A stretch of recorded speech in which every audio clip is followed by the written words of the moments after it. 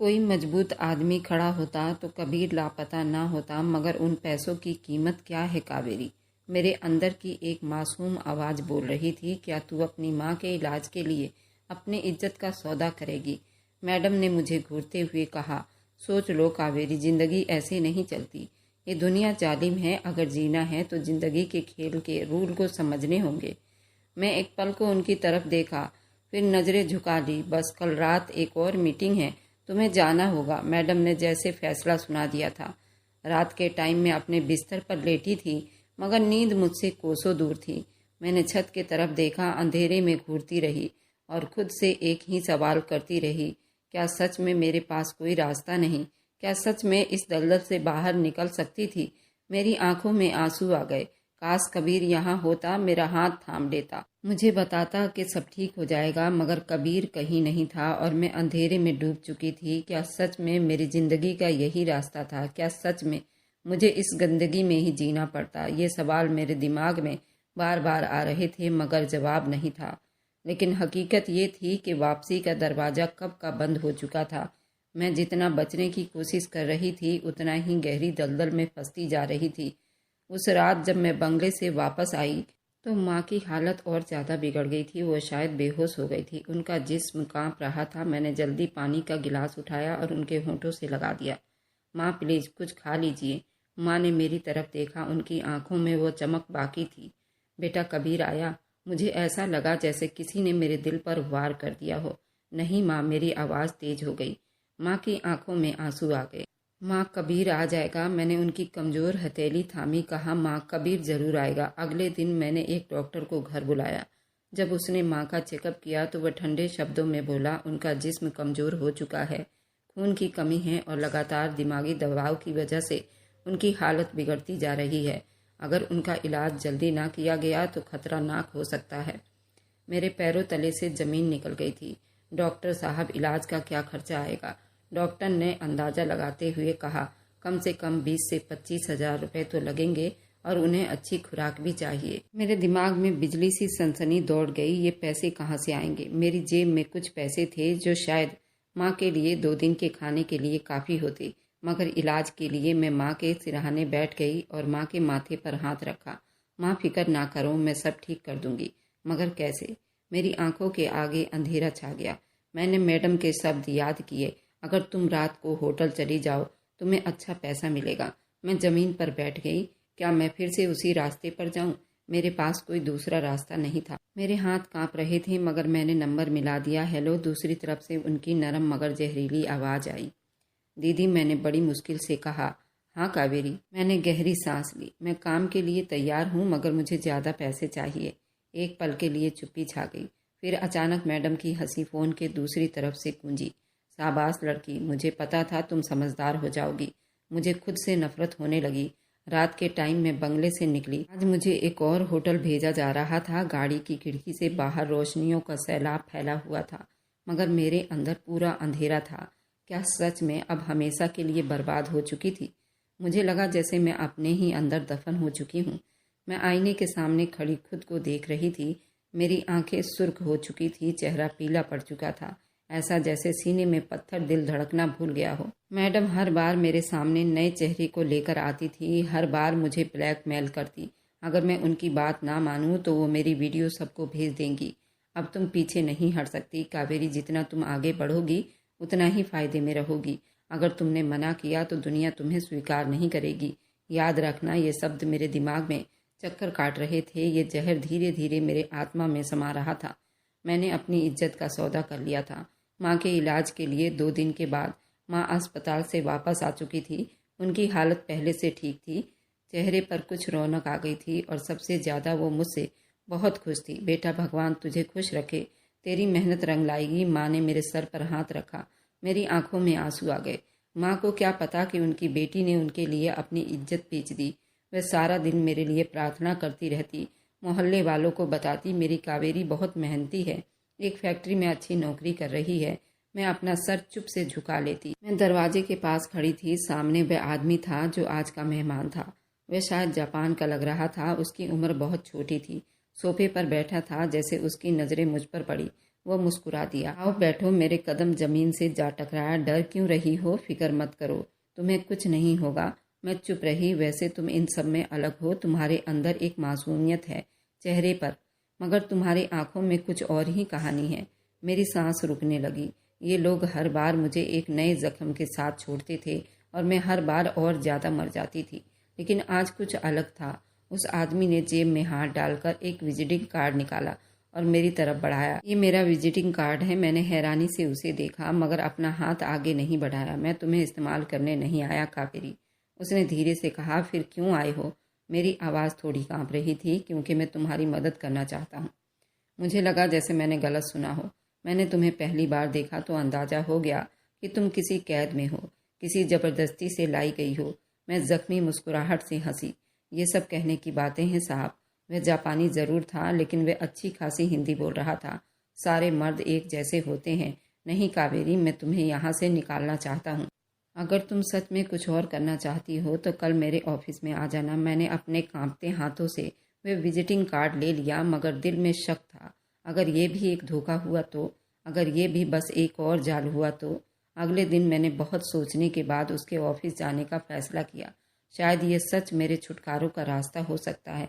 मैं एक नई बिल्डिंग में दाखिल हुई। मेरे स्वागत में एक औरत थी। मुझे उसके ऑफिस की तरफ इशारा किया। दरवाज़ा खोला तो वह आदमी अपनी कुर्सी पर टेक लगाए बैठा था। आओ आओ कावेरी।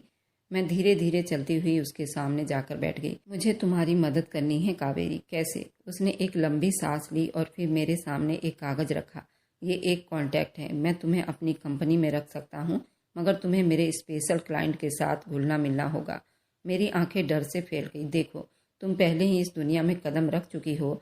अब तुम्हें कोई इज्जतदार नौकरी नहीं देगा। मैं तुम्हें ज़्यादा पैसे दूंगा, बहुत सारे। सहूलियत तुम्हें घर बैठे मिलेगा। तुम्हारे आने जाने की गाड़ी होगी और तुम्हें एक फ्लैट भी दिया जाएगा। लेकिन एक बात है, तुम्हें अब मेरे हिसाब से काम करना होगा और जैसा मैं कहूँ वैसा ही करना होगा। और ये तुम्हारी भलाई के लिए है। इसमें तुम्हें कोई नुकसान नहीं होगा, ये मेरा वादा है। और तुम्हें भी एक वादा करना होगा, तुम मुझसे ज़्यादा सवाल जवाब नहीं करोगी। उसने मुझे हैरान करके रख दिया था। आखिर वो मुझसे क्या करवाने वाला था? मैं अपने अपाहिज भाई को ढूंढने के लिए उससे एक वादा किया। उसने मुझे चैलेंज किया कि मैं तुम्हारे भाई को 1 हफ्ते में ढूंढ कर ले आऊँगा। मैंने उससे कहा कि अब मुझे क्या करना होगा। उसने कहा कि अभी तो तुम घर जाओ और अपने फ्लैट में शिफ्ट हो जाओ, और जैसे तुम पहले काम करती थी वैसे ही काम करते रहना। अपने मैडम के घर जाना मत भूलना, उनका काम करना बहुत ज़रूरी है। वे बड़े लोग हैं, हमारे खिलाफ एक्शन ले सकते हैं, तुम्हें ब्लैकमेल भी कर सकते हैं। मैं अपने मन ही मन सोचने लगी, आखिर ये आदमी है कौन? मैं घर आ गई। माँ बहुत खुश थी। मैंने माँ से खुशी की वजह पूछी तो माँ ने कहा, बेटा तुम्हारा रिश्ता आया है। लड़का बहुत अच्छा है, ऊंचे परिवार से है, और सबसे बड़ी बात यह है कि तुम जहाँ जॉब करती हो तुम्हारे बॉस का दोस्त है। मैं तो हैरान रह गई।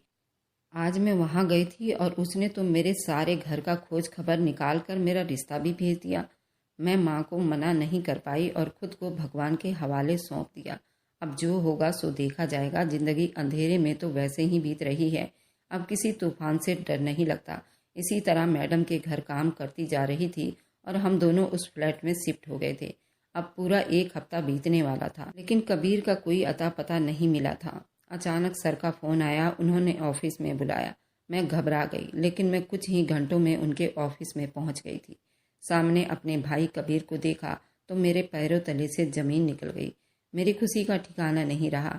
आखिर सर ने जो वादा किया था उन्होंने निभा दिया था। अब तो मुझे बहुत डर लग रहा था। आखिर वो मुझे ऐसा कौन सा काम करवाने वाले थे? मैंने सर का बहुत धन्यवाद किया। अपने घर आ गई। माँ ने कबीर को देखकर खुशी के मारे झूम उठी। माँ ने कहा, मेरे दामाद के पैर इस घर में पड़ने से मेरी किस्मत बदल गई और मेरा बेटा मुझे मिल गया। लेकिन माँ को क्या पता था, अगर सच पता चल गया तो हम किसी को मुंह दिखाने लायक नहीं रहेंगे। उनकी बेटी की इज्जत तो कब की लूट चुकी थी। मैंने अपना सब कुछ भगवान पर छोड़ा था और आगे बढ़ रही थी। मेरे शादी के 1 दिन पहले मुझे मैडम का फ़ोन आया और उन्होंने कहा, तुम्हें आखिरी बार मेरे लिए काम करना होगा, नहीं तो मैं तुम्हारी वीडियो वायरल कर दूंगी। मेरे पैरों तले से ज़मीन निकल गई थी। मैडम से माफ़ी मांगने लगी। मैडम जी, मेरी दुनिया ख़राब मत करो। अब तो मेरी शादी है, मुझे बख्श दो। मैडम ने कहा, मुझे तुम्हारी शादी से कोई लेना देना नहीं। तुम्हें मेरा काम करना होगा, नहीं तो तुम्हारे लिए अच्छा नहीं होगा। मैं ये बात सर को भी नहीं बता सकती थी क्योंकि सर ने तो पहले ही कहा था मैडम की हर बात माननी है। जैसे तुम पहले काम करती थी अब भी करती रहोगी। अब मैं किस मुंह से अपनी मदद मांगती? मैं तो चारों तरफ से फंस चुकी थी। मैं रात को सोई मगर आंखों में नींद नहीं थी। मेरे घर में हल्दी का रस्म था, मुझे बाहर जाना था। मैंने अपनी माँ को तो कैसे भी मना लिया और अपनी बर्बादी की तरफ चल पड़ी। मैडम मुझे देखकर खुश हो गई और बहुत मुस्कुरा रही थी। उन्होंने कहा कि आखिरी बार मेरा काम कर दो, उसके बाद शादी करके अपना घर बसाओ। मैंने मैडम को कहा कि अगर मेरे पति को ये सब पता चल गया तो मेरा घर ही कहाँ है, मैं तो बर्बाद हूँ। मैडम ने कहा ये मेरी समस्या नहीं, तुम्हारी समस्या है। उन्होंने कहा कि तुम्हारे पति से मुझे कोई लेना देना नहीं और ना ही तुम्हारी प्रॉब्लम से। मुझे तो अपने क्लाइंट से मतलब है और वह बाहर से आ रहा है, उसे एक खूबसूरत लड़की चाहिए और तुमसे खूबसूरत कोई और नहीं। तुम्हें तो खुश होना चाहिए, इतना हैंडसम लड़का तुम्हें आज रात को मिलेगा। क्योंकि मैंने उस क्लाइंट को 10 से 20 लड़कियों की फ़ोटो दिखाई थी, उनमें से सिर्फ तुम्हारी फ़ोटो को सिलेक्ट किया गया है और तुम खुश नसीब हो। उसने मुझे लाखों रुपए दिए हैं और तुम्हें अलग से टिप्स मिलेगा। चलो ज़्यादा टाइम ख़राब मत करो, जल्दी से तैयार हो जाओ। मैंने मरे मरे कदमों से खुद को सजाया और अपने आप को तैयार किया और उस होटल तक पहुंच गई जहां का एड्रेस मैडम ने दिया था। होटल में पहुंचते ही सर का कॉल आया। उन्होंने कहा कि कावेरी तुम कहाँ पर हो, अपना लोकेशन भेजो। मैंने उन्हें अपना मोबाइल से लोकेशन भेज दिया। मैं मन ही मन सोच रही थी आखिर सर को मेरे लोकेशन से क्या लेना देना। उन्होंने अपना ऐसा कोई आज तक काम बताया नहीं, ना ही ऐसा कोई क्लाइंट दिया और हर महीने पैसे अकाउंट में भेज रहे थे। आखिर इसकी वजह क्या थी? मैं मन ही मन बहुत पजल हो रही थी, आखिर ये सब क्या चल रहा है। मैंने एक लंबी सांस ली और अपने आप को भगवान के हवाले सौंप दिया। अब जो होगा सो देखा जाएगा। जैसे ही कमरा 124 में पहुंची, दरवाज़ा खोलकर अंदर दाखिल हुई, मेरे कदमों तले से ज़मीन निकल गई। मैं बिल्कुल सुन खड़ी रह गई। जो आदमी मेरे सामने था वह कोई और नहीं, मेरा होने वाला पति था। उसने मुझे अच्छी तरह से देख लिया था। उसकी आंखों में गुस्से की आग भड़क रही थी। उसने मुझे कुछ नहीं कहा, लेकिन बाहर अफरा तफरी और पुलिस के सायरन ने सबको धड़का कर रख दिया था। आखिर इस होटल में पुलिस का छापा कैसे पड़ा? सभी लड़के और लड़कियां रूम से इधर उधर भाग रहे थे। मेरा होने वाला पति मेरा हाथ पकड़कर एक पुलिस के जीप की तरफ जा रहा था। मेरा दिल बुरी तरह से धड़क रहा था। मैं कुछ कहने के काबिल तो नहीं थी। आखिर ये सब क्या हो रहा था? यही सोचते सोचते मैं बेहोश हो गई। जब होश आया तो मैं हॉस्पिटल में थी। वहाँ मेरी माँ, कबीर, मेरा होने वाला पति सभी मेरे सामने खड़े थे। पर अभी कुछ देर पहले मेरे साथ जो कुछ हुआ था उसके चेहरे पर ऐसा कोई असर दिखाई नहीं दे रहा था और ना ही कोई वहाँ पुलिस थी। आखिर ये सब क्या चल रहा था? मैं पूछना चाहती थी। हाथ के इशारे से मेरे होने वाले पति ने मुझे चुप करवा दिया। मम्मी मेरी तबीयत को लेकर बहुत परेशान थी। आज बारात का दिन था और मैं हॉस्पिटल में थी और होने वाला पति भी मेरे साथ था। माँ मुझे तसल्ली देकर चली आई, पर मैं अब कुछ भी समझ नहीं पा रही थी आखिर मेरे साथ क्या हो रहा था। तभी हॉस्पिटल में पुलिस की पूरी टीम और सर मेरे वार्ड में आए और मुझसे पूछताछ की गई। और सर कोई और नहीं, वह सीबीआई ऑफिसर थे। इस तरह के सेक्स रैकेट चलाने वाली औरतों को और मर्दों को पकड़ने के लिए उन्होंने ये सारा जाल बिछाया था, जिसमें मैडम समेत कई लोग शामिल थे जो इस तरह के लड़कियों को मजबूर करके ऐसा काम करवाते थे और लाखों करोड़ों रुपए कमाते थे और उन बच्चियों को कुछ पैसे थमा देते थे और उनको ब्लैकमेल करते थे। और उस दिन जो जापानी आदमी मेरे रूम में आया था वो यही सर थे। उन्होंने मेरे साथ ऐसा कुछ नहीं किया था, बस मुझे बेहोशी का रुमाल सूंघाकर उन्होंने मेरी पूरी जांच पड़ताल की थी और उन्होंने मुझे भरोसे में लेकर मैडम तक पहुंचाने की कोशिश की थी और रंगे हाथों छापा मारने की कोशिश की थी। इस मिशन में सर पूरी तरह कामयाब हो गए थे और मेरा होने वाला पति भी इसी मिशन में शामिल था और वह भी पुलिस में सिपाही था। मिशन कंप्लीट होने के बाद उसने मेरे साथ शादी की, मेरे साथ 7 जन्म निभाने की कस्में खाई। वो मुझे बहुत प्यार करता था। विवेक मेरी हर खुशी का ध्यान रखता था। मेरे भाई कबीर का भी इलाज करवा रहा था। सर को कबीर अनाथ आश्रम में मिला था। वह रोड पर रोता हुआ जा रहा था। किसी ने उस पर दया खाकर उसे अनाथ आश्रम में भेज दिया था। तब से ही वहीं पर उसकी देखभाल हो रही थी और कबीर वहाँ पर पढ़ाई भी कर रहा था। मेरी माँ, विवेक और कबीर सब एक साथ रहते हैं और मेरा एक बच्चा भी हुआ है। बहुत ही खूबसूरत है, बिल्कुल मेरे पति विवेक की तरह। मेरी आप बीती आप लोगों को कैसी लगी मुझे कमेंट में ज़रूर बताइएगा। इस तरह के कई मजबूर लड़कियां हैं जो इस तरह के ब्लैकमेलिंग में फंस जाती हैं और उनकी मजबूरी का फ़ायदा उठाया जाता है। तो आप इस तरह का कोई काम ना करें जिसमें आपको कोई जानकारी ना हो, और अगर ऐसा कोई काम हो तो तुरंत पुलिस को या अपने रिश्तेदार या जानने वाले को बताएं। और मेरी वीडियो जहां कहीं से भी आप लोग देखते हैं, कमेंट में अपने शहर और राज्य का नाम ज़रूर बताएं। मुझे आप लोगों की कमेंट पढ़ने में बहुत बहुत आनंद आता है और उन सभी का मैं बहुत बहुत धन्यवाद करना चाहती हूँ जो लोग मेरी वीडियो को देखते हैं, लाइक करते हैं और शेयर करते हैं। अगर आपको आज की कहानी पसंद आई है तो वीडियो को ज़रूर लाइक कीजिएगा और अपने दोस्तों के साथ शेयर भी कीजिएगा। और हाँ, अगर आपने अभी तक हमारे चैनल को सब्सक्राइब नहीं किया है तो ज़रूर सब्सक्राइब कर लीजिए। मिलते हैं हम अपनी कल की एक और नई दिलचस्प कहानी के साथ। मुझ पर सदा अपना प्यार और स्नेह बनाए रखें। सभी को मेरा प्यार भरा नमस्कार दोस्तों। खुश रहें, स्वस्थ रहें।